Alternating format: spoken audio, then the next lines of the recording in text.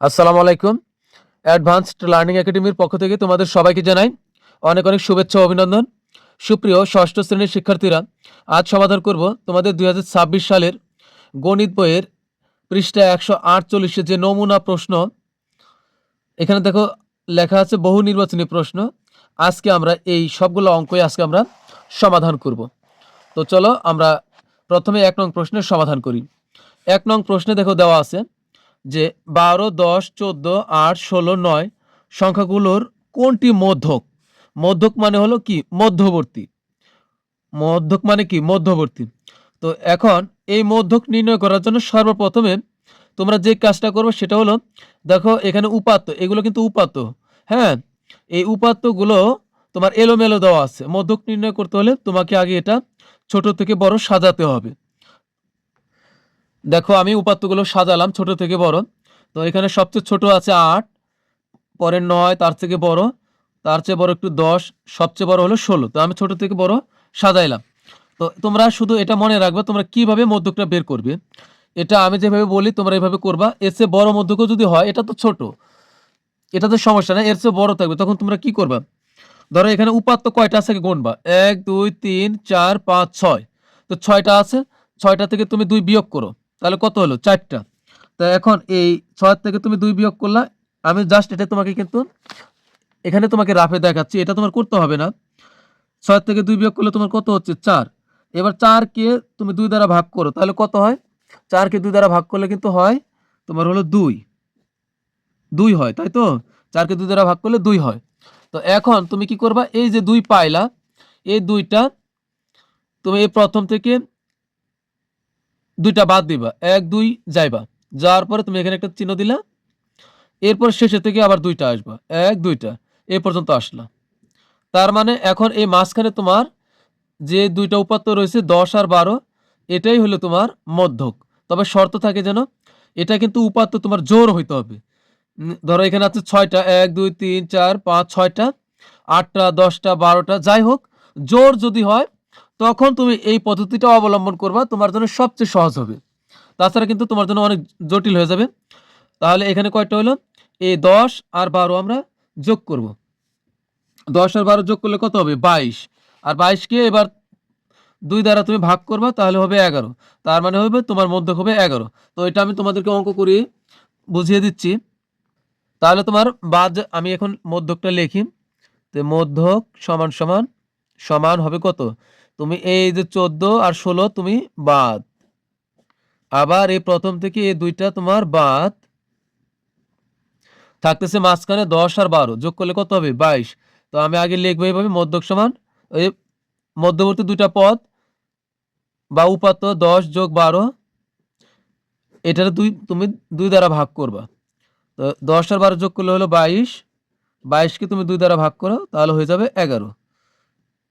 11, তাহলে তোমার মধ্যক হবে এই 11। এটাই তোমার উত্তর। হ্যাঁ, তো এটাই তোমার উত্তর। তো এটা কিন্তু তোমার ওখানে দেওয়াই আছে, শুধু টিক দিবা। তো এখানে কিন্তু আমাদের খ নং সমাধান হবে, খ নং হবে উত্তর। এরপরে বলছে যে 8, 12, 11, 12, 14, 18 সংখ্যাগুলোর কোনটি প্রচুরক? প্রচুরক মানে কি? যেটা প্রচুর পরিমাণে আছে, সবচেয়ে বেশি আছে এখানে যেটা, সেটা হলো প্রচুরক। তো এখানে 8 আছে একবার, 12 দেখো 12 দুইবার আছে, শুধুমাত্র 12ই একটা সংখ্যা যেটা এখানে দুইবার আছে। ঠিক আছে, তাহলে এই তোমার হলো 12ই হবে তোমার উত্তর। এটাই সবচেয়ে বেশি বার আছে, মানে এটাই প্রচুর পরিমাণে আছে, তাহলে হবে 12 হবে উত্তর। আমাদের গ নং হবে 12, এটাই উত্তর। এরপরে দিচ্ছে নিচের তথ্যের আলোকে 3 থেকে 4 নং প্রশ্নের উত্তর দাও। নিচে আমাদের কিছু তথ্য দেওয়া আছে। 6 জন শিক্ষার্থী, শিক্ষার্থী মানে কি? ছাত্র ছাত্রী, যেমন তুমি একজন শিক্ষার্থী। 6 জন শিক্ষার্থীর 20 নম্বরের পরীক্ষায় প্রাপ্ত নম্বর, মানে তোমাদের পরীক্ষা নিচ্ছে 20 নম্বরের ভিতরে। তোমাদের পরীক্ষা তো হয় 100 নম্বরের ভিতরে, কিন্তু পরীক্ষা নিচ্ছে 20 নম্বরের ভিতরে। এখন এই 20 নম্বরের ভিতরে কেউ পেয়েছে 8 নম্বর, কেউ পেয়েছে 10 নম্বর, কেউ 16, কেউ 14, আবার কেউ 16, কেউ 20, এমন পাইছে এলোমেলো। তো এটা যদি হয় তাহলে প্রদত্ত উপাত্তগুলোর মধ্যক কত? এবারও কিন্তু এটার মধ্যক বের করতে হবে, মানে মধ্যবর্তী এটা বের করতে হবে। তো এই জন্য কি করতে হবে? আগে আমাদেরকে এটা ছোট থেকে বড় সাজাইতে হবে। তো অলরেডি এখানে কিন্তু সাজানোই আছে। এখানে আমাদের সাজানোই আছে, শুধু আমরা উত্তর বের করব। দেখো কয়টা আছে এখানে, আগে দেখবা জোর না বেজোর। 1 2 3 4 5 6 জোর। তাহলে জোর হলে আমরা যা করব, 6টা আছে, 6টা থেকে 2টা বিয়োগ করব, তাহলে কয়টা হলো 4টা। এবার 4 কে 2 দ্বারা ভাগ করো, তাহলে কত হবে 2। এবারে প্রথম থেকে 1 2 এই দুইটা বাদ, আবার শেষের থেকে 1 2 এই দুইটা বাদ। তো এখন যোগ করো মাঝখানে দুইটা, 16 আর 14 যোগ করো, যোগ করলে কত হবে 30। 30 কে 2 দ্বারা ভাগ করলে কত হবে 15। তাহলে কিন্তু আমাদের উত্তর হবে 15। এরপরে প্রদত্ত উপাত্তগুলোর গড় কত? তো গড় কাকে বলে? গড় হলো ওইটাই যতগুলো উপাত্ত দেওয়া থাকবে, ওই উপাত্তর সবগুলো যোগ করতে হবে, যোগ করে তাদেরকে যতগুলো উপাত্ত ঠিক তত দ্বারা ভাগ করতে হবে। তো দেখো আমরা এখন তাহলে এই 4 নং প্রশ্নের সমাধান করি। তো আমরা কি করব, প্রথমে লিখব যে নম্বরগুলোর যোগফল। তোমাদের তো পরীক্ষায় এটা করতে হবে না, আমি তোমাদেরকে খালি দেখাই দিচ্ছি যেন পরবর্তীতে পরীক্ষা আসলে পারো। তো নম্বরগুলোর যোগফল, তো আমরা সবগুলো যোগ করব। যোগ করলে আমাদের কত হবে, 8 যোগ 10 যোগ 16 যোগ 14 যোগ আবার 16 যোগ 20। তো কয়টা হলো, 1 2 3 4 5 6টা। তো ওই সবগুলো আমরা যোগ করব, যোগ করলে আমাদের হবে হলো 84। ঠিক আছে, সবগুলো যোগ করলে হবে 84। এবার গড় লিখবা কিভাবে, এবার লিখবা গড়, গড় সমান সমান, গড় সমান হলো 84।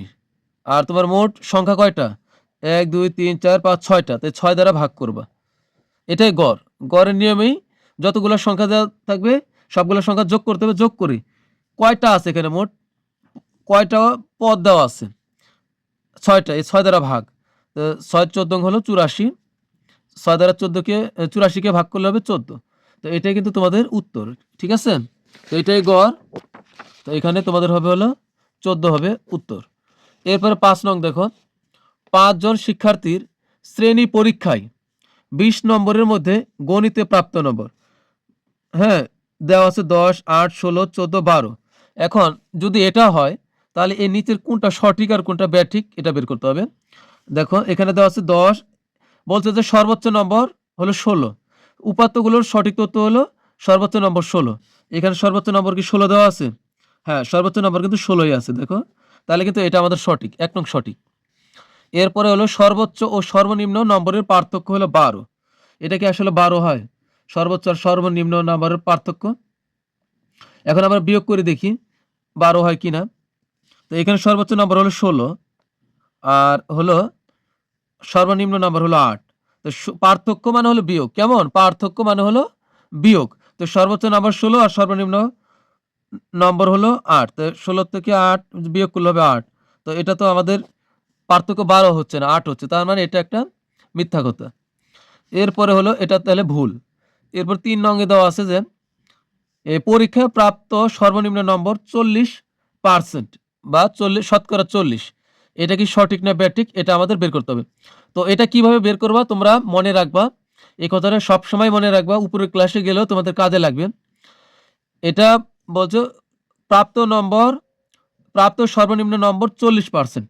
এখন 40% এটা তুমি বের করবা কিভাবে, বের করার নিয়ম হবে, বের করবা 40% এটা সঠিক কিনা কিভাবে বের করবা, মোট ছাত্রছাত্রী কতজন, না মোট নাম্বার কত, পরীক্ষায় 20 নম্বর হলো মোট, তো এই যে হলো 20 নম্বর, আর তোমার হলো সর্বনিম্ন নম্বর কত 8, তোমার যার সাথে তুলনা করতে বলছে, হ্যাঁ তুমি দিবা তাকে উপরে দিবা। এখানে সর্বনিম্ন 8 এর কথা বলছে, তো 8 কে দিবা উপরে, আর মোট কত, মোট নম্বর হলো 20, তাহলে 20 এর 8। এখন শতকরার কথা বলছে, এজন্য এটাকে তুমি 100 দ্বারা গুণ দিবা, শতকরার কথা বলছে 100 দিয়ে গুণ দিবা। তো এখন দেখো আমরা এখানে কাটাকাটি করলে, এই যদি তুমি 0 দ্বারা এই 0 কেটে দাও, এই 2 দ্বারা যদি 8 কে কাটো তাহলে কিন্তু হবে 4। এবার 4 দ্বারা এখানে কিন্তু 10 হলো, 4 10 হবে 40, এই 40 আর পার্সেন্টের পার্সেন্ট, তার মানে 40%। এটা কিন্তু মিলে গেছে যে 40%। আমি এটা আবার বলতেছি, মোট নম্বর হলো 20, 20 এর 8 নম্বর, 20 হলো মোট নম্বর, পরীক্ষা হয়েছে 20 এর ভিতরে আর তোমার হলো সর্বনিম্ন নম্বর হলো 8, কারণ 8কে তুলনা করা হচ্ছে, তাই 8 উপরে গুণন শতকরার কথা বলছে, তাই আমরা 100 দিয়ে গুণ দিলাম। এখানে তো কাটাকাটি বুঝতেই পারছো। অথবা তুমি চাইলে 20 দ্বারা 100কে কাটলে কত হবে? 5 হবে এখানে। এই 5 দ্বারা আবার 8কে গুণ করলে হবে 5 × 40। তো এটাই কিন্তু আমাদের উত্তর। তাহলে এটা কিন্তু 3 নং সঠিক। তাহলে এখানে কোনটা কোনটা সঠিক হবে? সঠিক হবে আমাদের 1 আর 3, এই খ নং 1 আর 3। তো প্রিয় শিক্ষার্থীরা, তো আমরা পরবর্তী ক্লাসে তোমাদের কাছে রিকোয়েস্ট থাকবে অবশ্যই আজকের ক্লাসটি বুঝতে পারলে আমরা পরবর্তী এই যে সৃজনশীল যে অঙ্ক দেওয়া আছে আমরা এটা সমাধান করব।